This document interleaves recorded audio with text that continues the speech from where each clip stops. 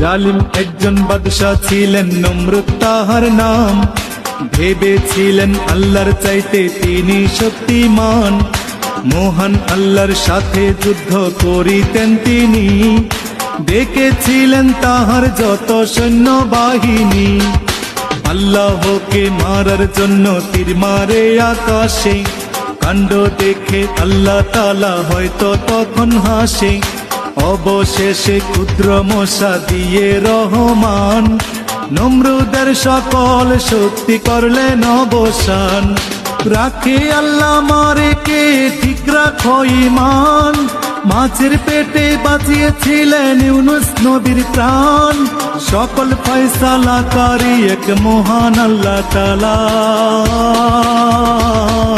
পাহাড় ভেঙে দরিয়া করে এই তো মাওলার খেলা, সকাল বেলার ঘন